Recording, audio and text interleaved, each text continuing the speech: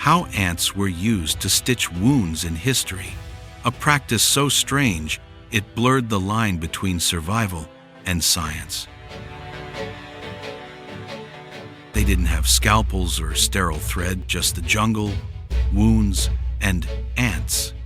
Imagine closing a deep cut by letting giant insects bite your skin, then tearing their bodies off, leaving their jaws to hold the flesh together.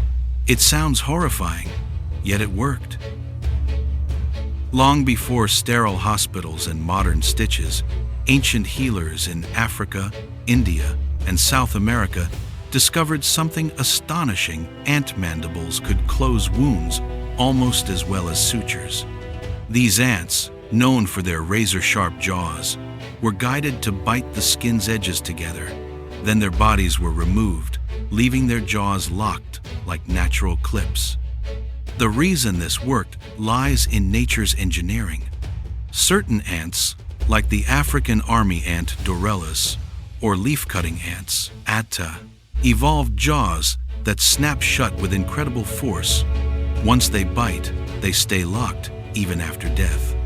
These tiny natural staples could hold wounds closed for hours or even days. The earliest written mentions come from ancient Indian texts and African oral traditions, describing healers who used soldier ants for battlefield injuries. Anthropologists later found similar practices among Amazonian tribes, passed down through generations. For them, this wasn't superstition, it was biological ingenuity before microscopes existed. Imagine being deep in the Amazon rainforest, miles from civilization. A hunter slices his leg on a sharp branch. The shaman signals a helper to catch soldier ants in a leaf.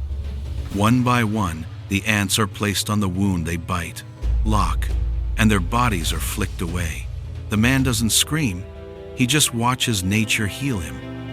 When the ants bite, their mandibles interlock like hooks, applying natural tension. The skin edges stay closed, allowing coagulation and healing. Their saliva may even contain antimicrobial compounds, helping prevent infection, though not perfectly sterile. It was remarkably effective in emergencies. From Egyptian desert healers to Indian Ayurvedic practitioners, people across continents stumbled upon the same idea. The tools changed, but the principle remained, using living creatures to serve human medicine. Some even used beetle jaws when ants weren't available, a sign of shared ancient innovation. European explorers in the 1800s documented indigenous tribes using ants for sutures. They were astonished this primitive trick actually worked. Reports from German explorers in Africa and French doctors in the Amazon described wounds that healed cleanly, challenging Western medical arrogance of the time. In the early 20th century, scientific journals began studying this method seriously. A 1925 article in the Journal of the American Medical Association described it in detail, validating what tribal medicine had practiced for centuries. The scientific world finally admitted nature had beaten them to the idea of sutures. The ant's jaw muscles are designed to lock shut when triggered, much like a trap. When applied to skin, these jaws don't release easily, even after death. This biological design made ants the perfect emergency suture tool, available in every forest and battlefield where humans fought to survive. Ant jaws sealed the wound edges tightly enough to minimize bleeding and promote natural healing. They weren't sterile, but they reduced contamination by sealing quickly. Combined with herbal poultices, the result often surprised modern doctors: clean, healed wounds with minimal scarring. Of course, it wasn't painless. Being bitten by giant soldier ants hurt a lot, but to those ancient people, survival outweighed comfort. Pain was temporary. Infection was deadly. They trusted the jungle's creatures to give them what steel and silk could not. Interestingly, the same principle inspired biomedical research. Scientists studying ant enzymes have found potential antimicrobial properties and bioadhesive designs.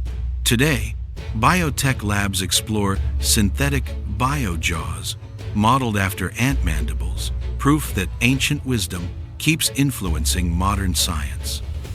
Over time, myths spread claims of surgeons using ants in hospitals, but real evidence shows it was healers and field doctors, not formal surgeons. Still, their method was precise, effective, and deeply rooted in survival. Truth, once again, was stranger than fiction. The story of ant sutures isn't about insects. It's about human creativity. When no tools existed, humans turned to the smallest creatures to survive. It's a testament to adaptation, proof that intelligence takes many forms, even among those who never wrote their discoveries down.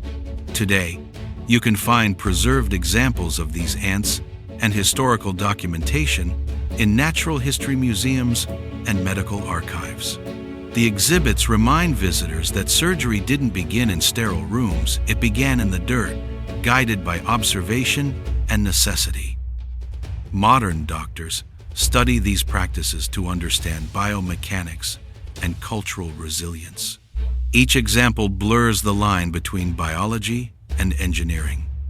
It reminds us that science didn't invent healing, it inherited it from nature's long experiments.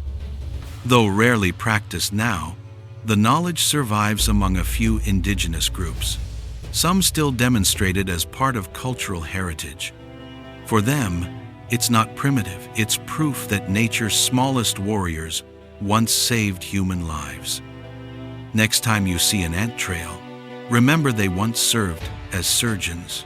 The story of ant sutures challenges how we define civilization.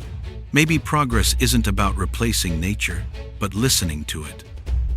From ancient jungles to sterile labs, the idea of using ants as stitches proves one timeless truth: human survival always finds a way. If you've ever wondered how far people can go to heal with what nature gives, this story is just the beginning. Stay curious and keep exploring the untold sides of history.